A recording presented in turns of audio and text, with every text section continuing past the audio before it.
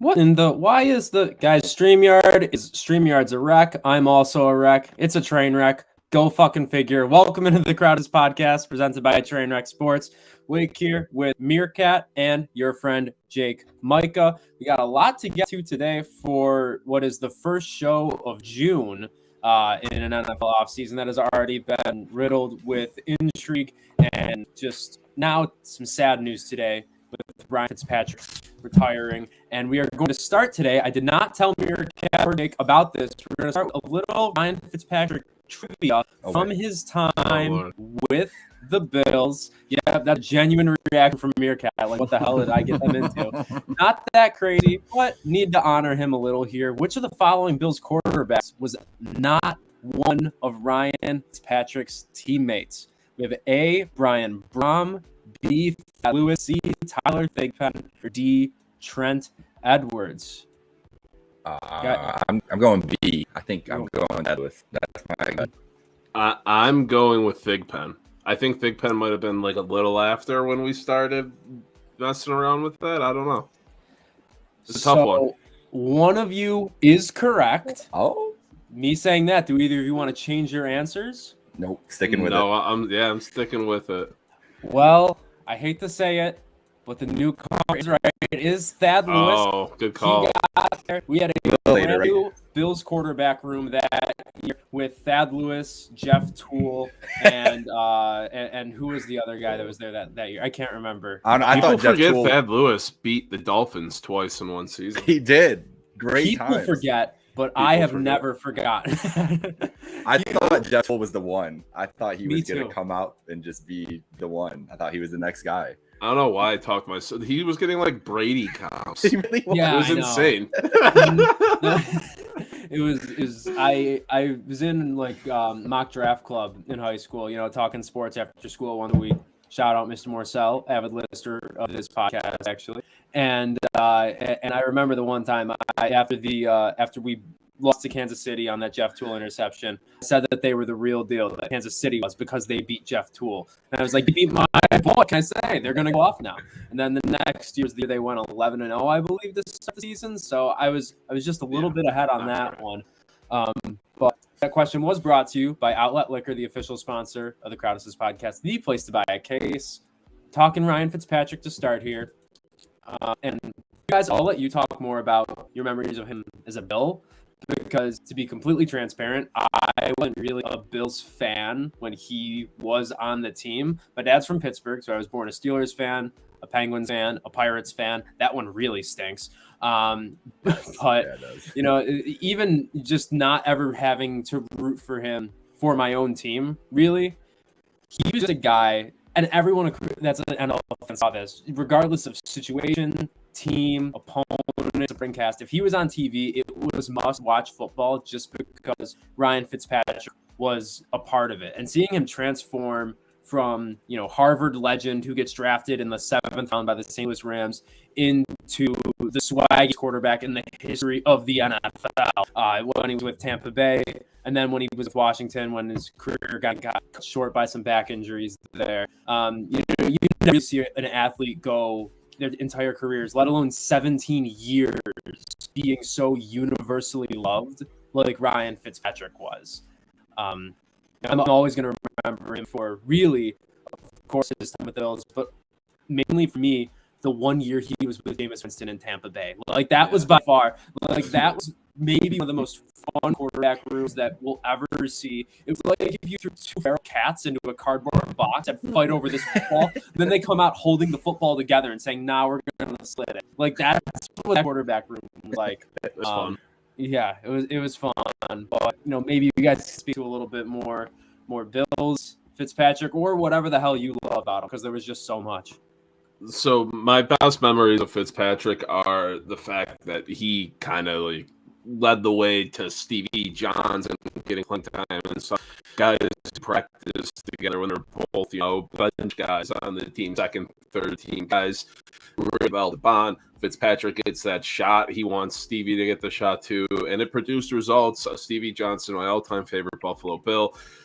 him come up like his, what he did for the Bills, his impact for the Bills is, partly due to Ryan Fitzpatrick, which I love. I met Fitzpatrick when I was younger at like a charity event when he was QB. Thought it was amazing, nicest guy ever. And like you said, just his legend the past decade, growing and growing, becoming this beloved NFL character. But you gotta give a shout out here to our friend, been on the cat multiple times. We love him, Ryan Sullivan, Sports Rush. Said today, everybody bringing up, Fitzpatrick has to retire a Bill the Fitzpatrick statue, all this stuff. Guys, the same people who are saying that are the same people who are booing the shit out of him, didn't want him to be the quarterback after he signed that huge deal back in the day. I know it's revisionist history. We like him now because he's awesome. All the interviews he does, he says Buffalo is his favorite place to play, regardless of how it ended. He loves Bills Mafia. Him at the playoff game last year, shirtless, screaming. He's awesome. I love him to death, but he wasn't great, and he got a terrible deal from us that screwed us for a couple of years there, and he just wasn't good. I mean, the dude had a 23 interception season for us. He was never great. I don't think he ever had a winning season in Buffalo. Actually, I do got the stats up here. No, he went 4-4, 4-9, 6-10, 6-10.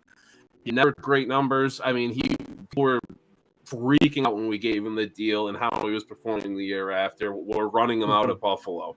So, people are just kind of ignoring that now. Like, he wasn't a great Buffalo Bill by any means, but his love for Buffalo and how he portrays it is great. He's a great member of Bill's Mafia, honestly. Not so much Buffalo Bill. I know that's not but like there, but that's just me. Yeah, exactly. That's just me being a bit of a realist. But I'm not going to dwell on that, and that's not what I'm going to promote. I'm going to be like, oh, I love this dude, and I hope he, maybe he finds his way into the Bills coaching staff or something. He's a genius, and he loves Buffalo. I love that about him. He's a great dude. Like, hell yeah. But let's not pretend like he was some superstar quarterback by any means in Buffalo. Well, you stole my first thing, Merekat. I think you read my mind, and obviously I got the picture back here. Stevie's still my favorite Bill ever. So that just that whole dynamic was the first time in my life too. As a 25-year-old, I felt any sort of like real hope for I guess Trent Edwards for the 4 weeks, and then once that obviously went sideways for different reasons. But it really felt special. I'm going to go with the 3 specific memories. One of them not on the Bills, which is just, it's a hilarious memory more than anything. This game right here, obviously, the game against the Bengals. I didn't get to see both these 2 games that I talk about that he was a Bills player. Didn't get to see because I played hockey growing up all the time, and Sunday afternoon is a great kids hockey time slot. So I missed a lot of Bills games during this time period, and I got to listen to them on the radio. So I got a lot of time with Murph growing up. Still love just kind of putting on the game sometimes, just listening, just would change the vibe up a little bit. But I remember listening to this whole game on a ride home from Rochester. So imagine how electric that is, just hearing those guys go off like that.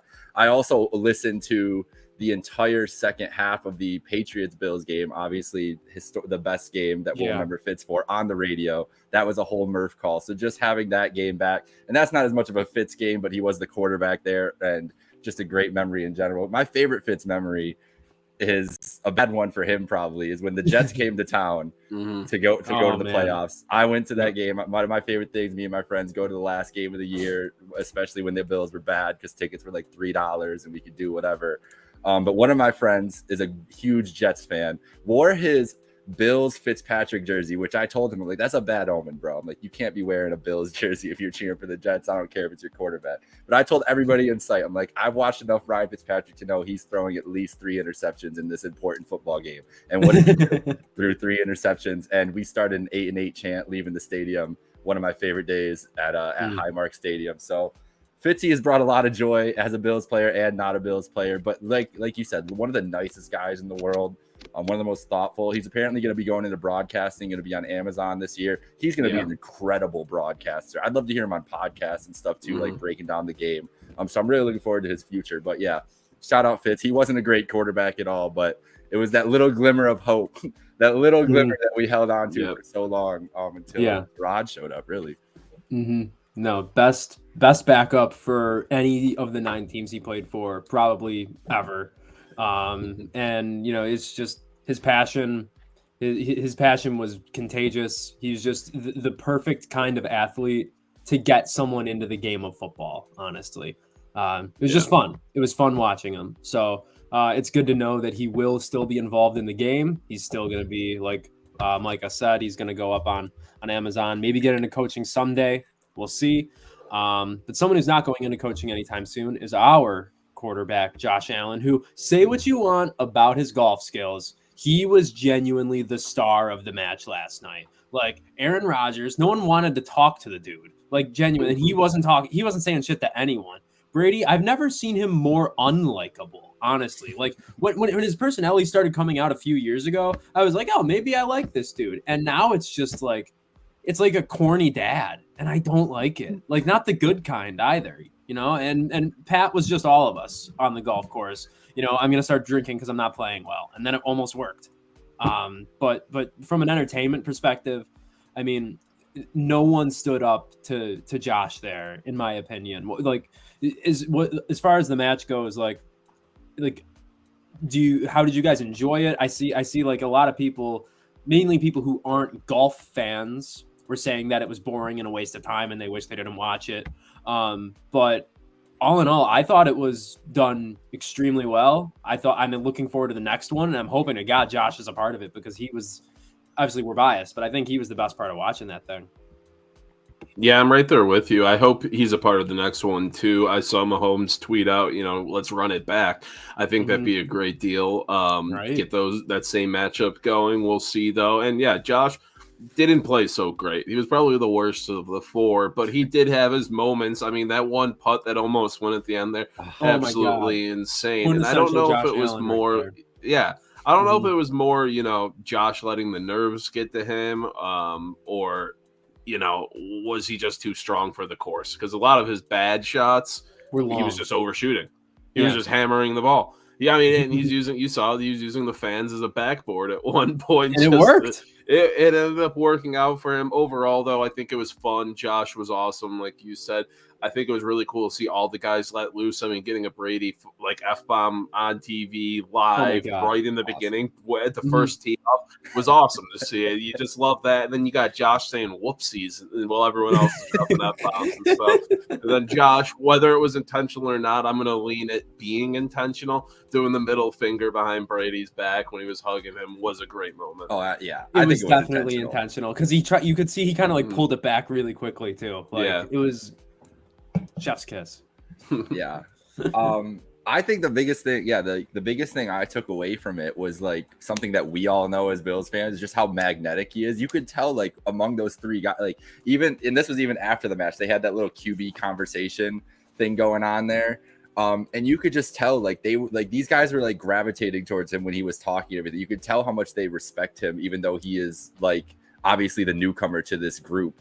Doesn't have the accolades those guys. I think he did look nervous, like a little bit fish out of water. But I mean, you talk about Brady and Rodgers who've been doing these types of things, not the match itself, but these types of sponsor events and everything for 20 years. Mahomes has been in like he's got they were making fun of him for getting all the sponsor shout outs. I think Ernie was like, Pat, I told you before, one of these things you always get your sponsors in. And this is new territory for Josh. Like it really is this kind of national attention stuff. So I think the moment seeing all the people there, I mean, was there any doubt that it would be all mostly Bills fans there, as they said on the broadcast? Not at all. So seeing that on a golf course is probably it's a little bit of a different vibe and everything. Yeah. But I think his personality shone through. And I think the biggest thing that I took away was Tom Brady loves that man. Like Tom Brady was like making ragging on him, whatever. But there were times where he was just like yelling to Josh across the course to like talk to him and stuff. It's just it's really interesting to see like how that relationship. They said that they've talked a bunch of times about the game of football and stuff. Would I love to be a fly on the wall for those conversations?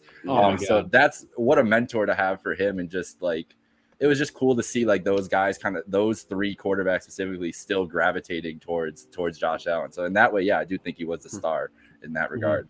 And Josh commented on it a couple of weeks ago. I forget his exact quote on it, but you really saw it there. The Josh and Pat. I mean, we hate the Chiefs, obviously, and all that. Josh and Pat are like best friends. They're tight. Like, they got a bromance going on. It was also. I mean, it's just fun to see them like that off the field. That this new generation of quarterbacks, like they all seem to be friends and stuff. And Josh and Pat being friends. I think it's cool because it brings that rivalry to a different level. Yeah, when respect gets into a rivalry, there's nothing like a good rivalry in hockey, you know, where like, you know, the 90s between like the Islanders and the Penguins were absolutely unbelievable, or like, you know, the Sabres and the Senators, when it can get physical just out of pure hatred for each other. But when respect comes into it, it becomes great on a whole different level. And I feel like it elevates the skill of it even more. That's why we're going to see more games that are like 42-36 between the Chiefs and the Bills over the next 10 years or so. And seeing them be able to be competitive on the same side, it's different. We're not going to have that many. We're probably never going to have that opportunity again outside of something like the match for those two to be able to do that. So it was really cool to see that. I do agree. You know, we say Josh is breaking out as a star in the NFL right now. He's broken out a lot in the past few years, and now we are kind of looking for the answer to the question, who is going to be next for the Bills? Who is that person that's going to take their game to the next level and thus taking this team to the next level? And so we're going to start here. We're going to talk about some breakout candidates for the Bills. We're going to go into breakout candidates NFL-wide as well.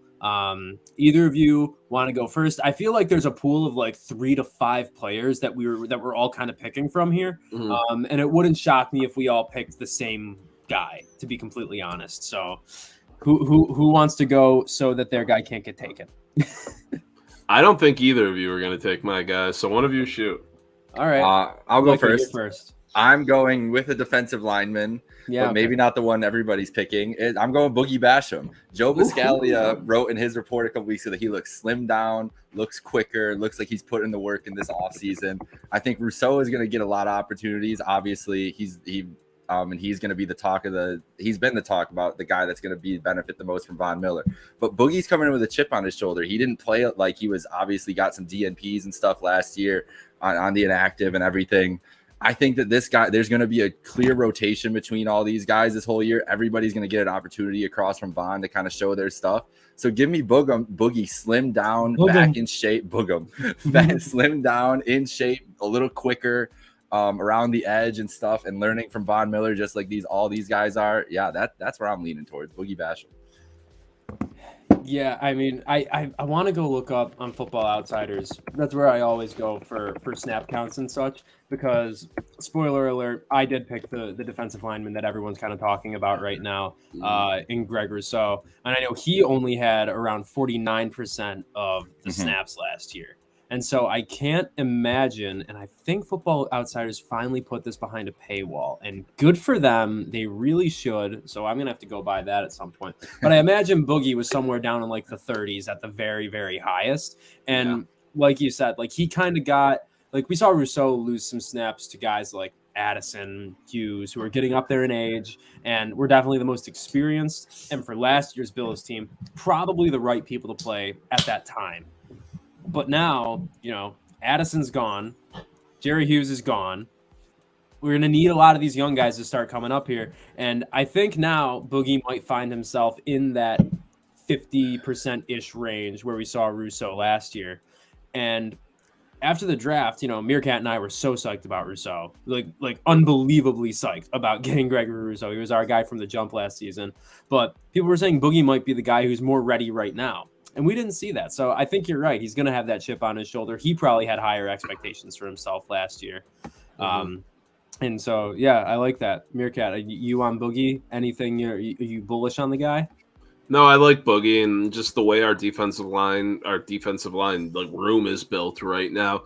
It's built for a lot of rotation and stuff, so Boogie's going to have his chance to shine. He's going to be used in a lot of different ways. He's a versatile guy on the line a bit there. So I like Boogie as a pick there, because you could pick a lot of guys on this defensive line to break out this year for sure. I was struggling between, like, I was 90% sure I was going to go with Rousseau, and I really thought about going with Ed Oliver for a solid 15 minutes, because he's a guy that, again, has quietly been a monster for the Bills. I thought about Oliver too, but it's hard to say like breakout, because has he broken out? It's hard to say. And then exactly also picking, I was like, I want to pick a guy like Jamison Crowder or something, you know, maybe, but you can't say he's breaking out for us because it's his first year with us, and he's had good seasons before. There were a few guys like that where I'm like, did they meet my criteria for a breakout player? And the one I'm going with might not meet your guys's, but it might mine. It might shock you. It's kind of basic. It's not going to be Isaiah Hodgins as much as I wanted it to be. No, it's going to be Devin Singletary, the muscle He man. was second on my himself. list. He was number 2.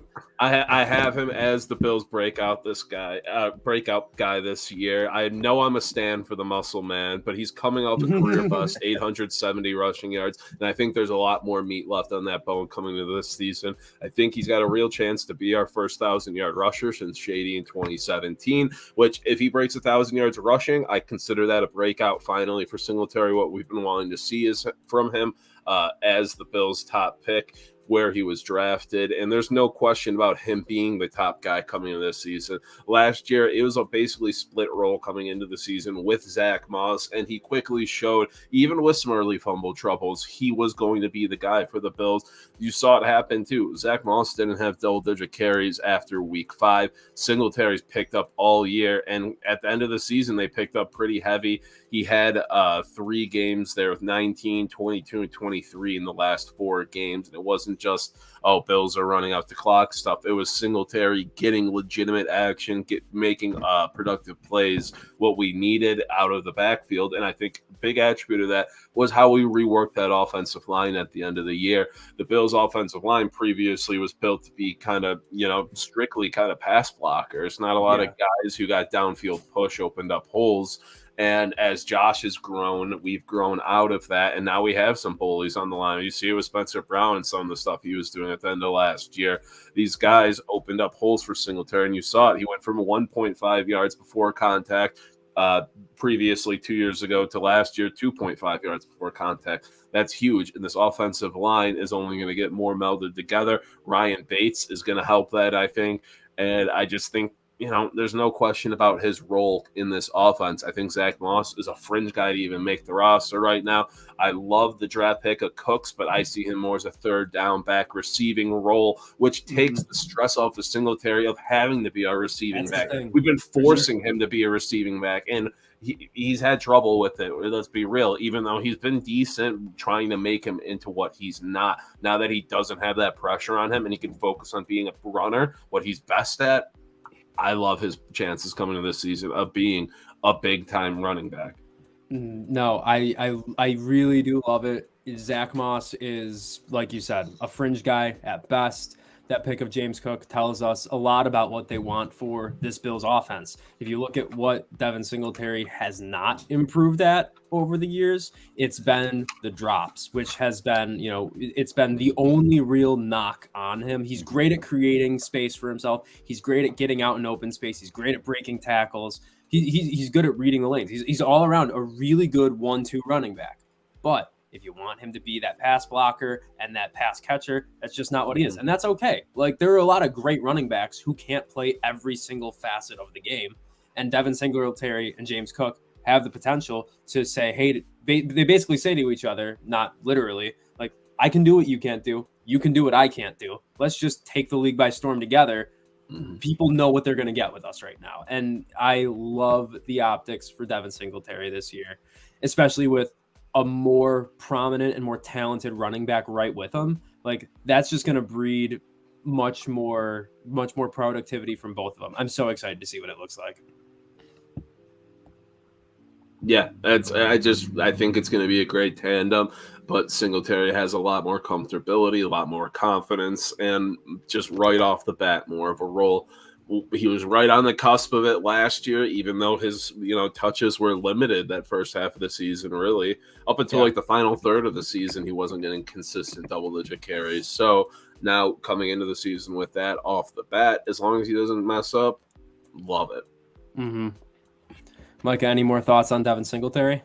No, that was my second guy too. I think that I think it's the confidence as much as anything else. We saw that it rise through the end of last season, going into the playoffs, and knowing he's secure in that starting role going into this year. Like, obviously they picked James Cook, like you mentioned, everything, but he's not going to take over for the starting role. And Zach Moss isn't competing with him like he was last year. I think that confidence in him and just knowing what he can do, this offense mean, it's going to be they're going to put more of a focus on getting the running game going and getting him going, seeing what he was able to pull off last year. So yeah, this was my number 2. I was right there with him with Basham. So I love this pick. I think he's going to have a huge year.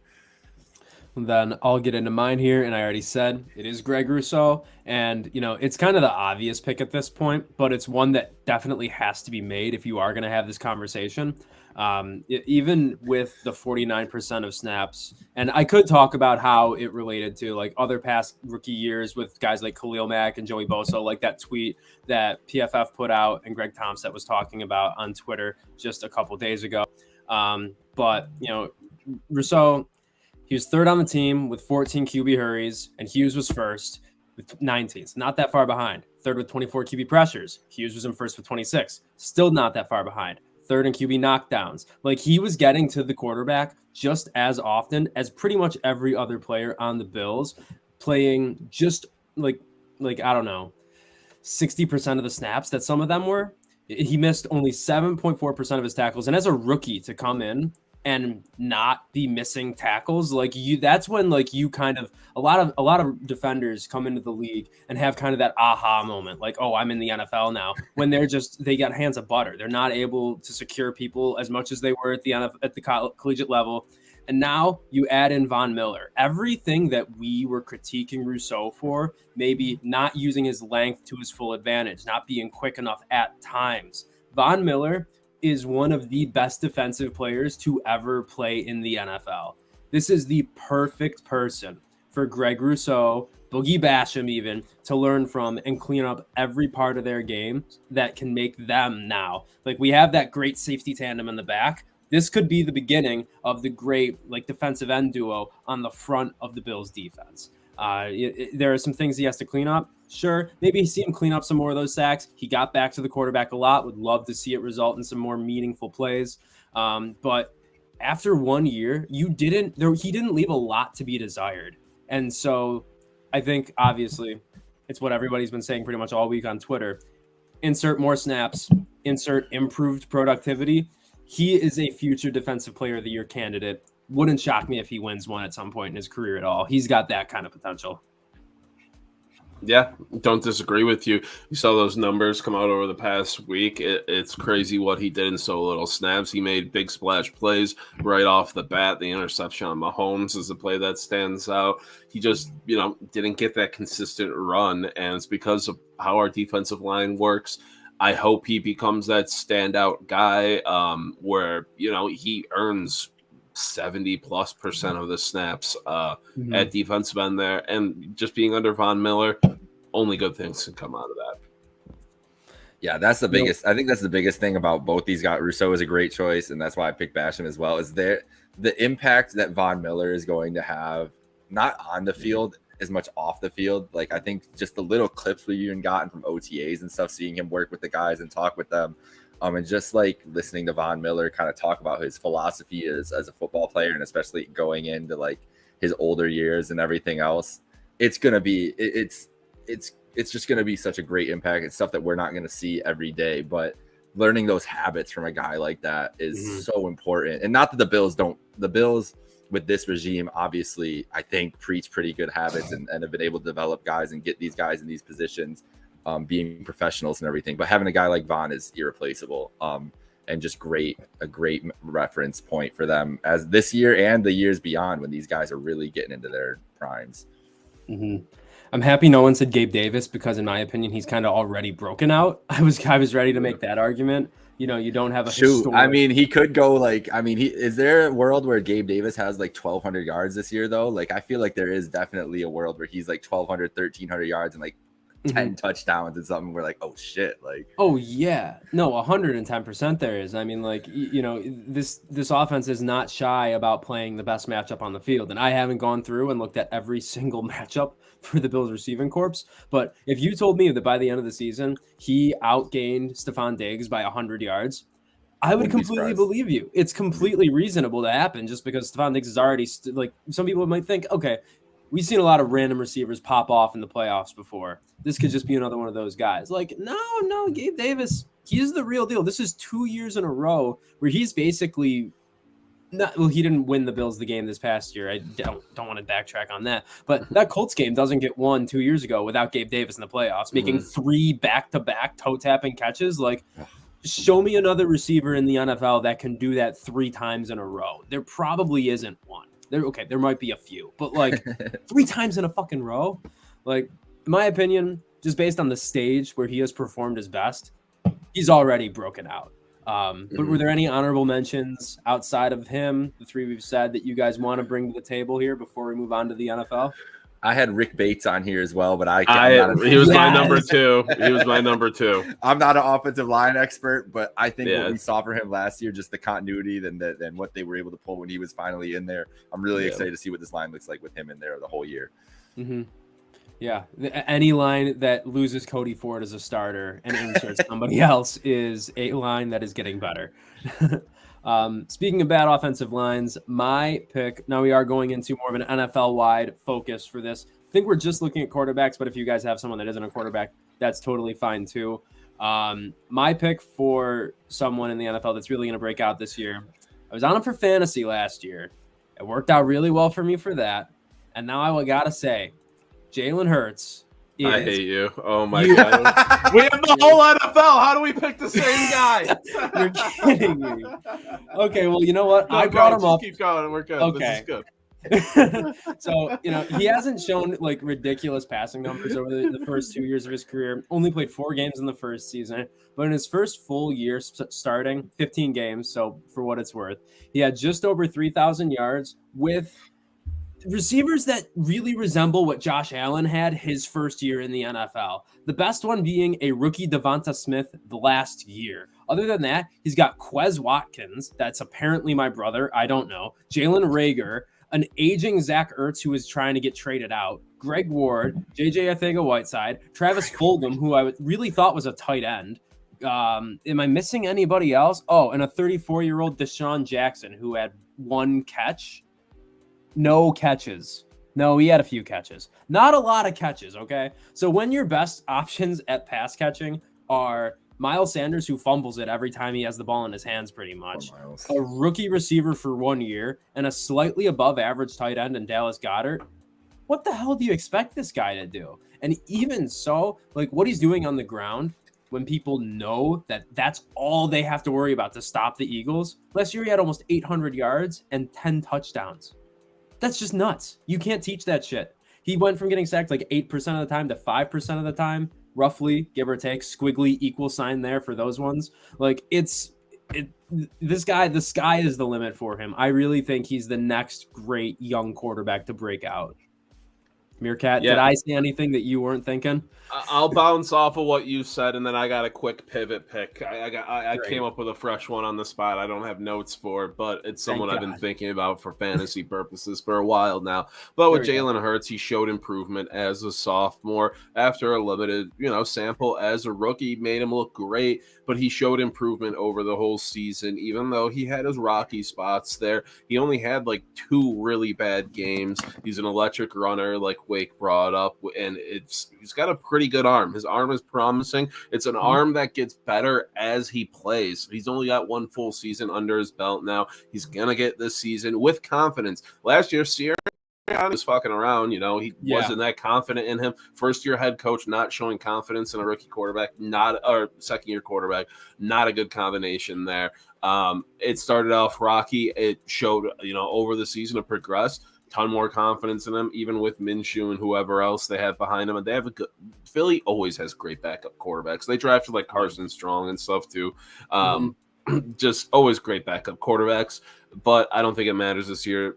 Hurts is coming in with confidence, with the backing of the coach who he might be kind of tied to now, and his receivers are perfect for what he can do. He can throw the ball deep. He can hit that bomb to Devonta Smith. But AJ Brown, Quez Watkins, even Devonta are all super quarterback-friendly receivers. You just dump the ball off to if you need to and let them do their own thing. I think Hurts, another thing where confidence is coming into play, continuity, that type of things, plus the weapons around him. The offensive line underperformed last year, definitely for them. But they're good. they have a good line. Jason Kelsey, Lane Johnson are top tier. Landon Dickerson, as a rookie, struggled a bit. If he takes that next step this year, that line is going to be set. But I'm going to pivot, spice things up. I'm going to go with Rondell Moore, wide receiver. For their love it. Okay. He's going to have a massive breakout year this year. As a rookie at 435 yards on 54 catches. He saw a lot of targets, a lot of action early, which is what you want. Now, he only saw the end zone once. Not great, but that number's only going to get better coming into this year. Now, Christian Kirk is gone after getting $5 billion from the Jacksonville Jaguars. DeAndre Hopkins loves steroids. Fuck him. He's big gone. steroid Marquise guy. Brown, I like him, but he's not that good. Rondell Moore is prime to be the leading receiver for the Arizona Cardinals, at least for the first half of this season. And coming in, you know, he was a decently high draft pick, good value put into him. Every opportunity to, even when D-Hop is back, to be the number 2 receiver on this team. Saw high volume last year, 54 catches. That's what I wanted Gabe Davis right now. Begging for it. And we're seeing Rondell Moore, a guy who nobody's really talking about. Kyler Murray is a good quarterback, regardless of how much, you know, he falls apart in the second half of the season. I love Rondell Moore this year to be a very relevant receiver. Yeah, I love Lil Dirty. Don't get me wrong, but Rondell Moore can play his role better than he does. Honestly, he is younger, he is faster, he is more talented. Just overall, love the guy, really do. But if you look me in the eye and say, same role in this offense, you wouldn't rather Rondell Moore for it? Like, they have the blueprint for what to do with that guy. They really, it's already out there. I love the call. I love that call. That's a great pick. That's a great pick. All right, I came with 3, so I was ready for multiple options here. One QB, I got 2 running backs. So my first pick is I'll go with the QB. I wouldn't be a Chicago resident if I didn't pick Justin Fields here. I love Justin Fields. Yeah. Honestly, love Justin Fields. Loved him coming out. Was literally like, you could probably go back to my Twitter, just shocked that he had dropped even to where he did. I think he's going to be a great quarterback in this league. I think Matt Nagy is one of the worst coaches for quarterbacks that we've ever seen. And talking with the small amount of Chicago people that I've talked about the Bears, like mostly Uber drivers, I always ask about the Bears. And I'll always just talk about how much Matt Nagy sucks. And you'll never connect with a person more than if you complain about Matt Nagy in an Uber in Chicago. I promise you those people will understand. So I think that just that subtraction is going to give Justin Fields so much more. It honestly feels like year 2 of Allen with the kind of like they've added receivers who aren't studs but are like solid and they're not gonna be throwing the ball deep or anything. This is gonna be a run defense first team. They've got a defense first coach. They loaded up on defense in the draft and in free agency. But they've got a Darnell Mooney who has been waiting to break out for how many years now. Byron Pringle, who I don't know what we're gonna get from him, but I think he's first team all name. But that's really that's very true. I still kind of like Velus Jones, even though he's 25 years old. I understand why you wouldn't want to waste a draft pick on him, but I think that he is going to be able to do like a kind of a Swiss Army knife thing for this offense. David Montgomery, a great running back. I think he's got solid support for this year, at least better than last year. I mean, you could see Allen Robinson leaving is a big drop, but Allen Robinson wanted out of there for like 3 years, man. Like he's been ready to leave Chicago for a minute. So I'm really high on Fields. I think that he's a guy that goes and grinds and works on his shit, and he's going to come out and prove this year. And this is going to be a team that's not great, but pretty solid. So yeah, Fields is my number 1. Then my 2 running backs. I want to guess that one is Rashad Penny. It is not. No, not Rashad Penny. No, I'm not a big Rashad Penny. I've had him on too many fantasy teams at this point and gotten hurt. One that I don't know if it counts as a breakout because he hasn't played a game yet, but I think he's going to pop off right away, is Travis Etienne. I think that Etienne's role with Jacksonville is going to be huge. And I think him being the safety valve for Lawrence is going to be huge. I mean, we know their chemistry they have together, obviously. And there's been a lot of talk about Clemson's offense last year just being so disheveled because of the losing Etienne more than anything, because he bailed out. There's a lot of plays that you can go back and look at Trevor Lawrence's highlights that are just little plays to Etienne that he turns into big plays. And I think he can do that at the big level. I mean, there's an article on Trainwreck Sports asking me for the Bills to draft Travis Etienne a year ago. So I'm super high on the guy. I love him, and I think that he's going to have a really good year on both receiving and running the ball for the Jags, your Jags, And I'm going with Nyheim Hines as my 3rd pick Frank Is Reich. that okay? Is that a breakout? Frank Reich literally said the other day, if I am telling fantasy people to draft him this year because we are going to use him more. He said they were too run heavy last year. Matt Ryan loves 2 rounds in my rankings after hearing that. I have him on a dynasty team, so I was really excited to see that. But Matt Ryan loves throwing to running backs out of the backfield. True. He really loves his safety valves, and Hines is going to get those opportunities in the passing game. We know Jonathan Taylor is going to be the workhorse, bell cow, whatever you want to call him. He's going to get most of the carries, but I think Hines can get. So I guess maybe it's not a breakout, but like a return to form. But I think he could be even better than 2 years ago because he has a better quarterback in Matt Ryan. I'm looking at his stats, and I thought he was way better 2 years ago than he really was. He kind of came on later. I think that might have hurt the stats a little bit. Might have, yeah. No, he had 482 receiving yards on 63 catches. That's just crazy. A running back with 63 catches and 500 yards. Like, sign me up, man. Yeah, and 4 touchdowns to boot. Don't forget about that. And I feel like, I don't know why, I feel like he's way older than going into his 5th year in the league. Yeah. Like, I don't know why, but it feels like he should not just be 25 years old. Yeah, so there's a lot of room to grow there too. So yeah, those are my guys. Those are my 3. No, I liked all those. Not bad, if I was to go anyone else, I mean, like, Trevor Lawrence is probably like, again, like the easiest, probably like the Greg Rousseau choice of that, if you will. Maybe Etienne is like right there with him, which pairs well. They are my Jags, you know. I did say during our primetime draft, Jags Jets is the next great rivalry in sports. You just don't know it yet. So. But I have some Stranger Things to watch tonight, and I know there's also some playoff basketball. Same. What episode are you on, Merekat? I am on 4. I was considering starting it before we started this episode, but I would have had like 15 minutes left, and I didn't get any spoilers or anything, but I've just seen many a tweet that episode 4 is like it's so I didn't want to start it before the show, leave it on it like 15 minutes left or something, and so that's if you did that, you'd come in like you just did smelling salts, like no joke. Yeah.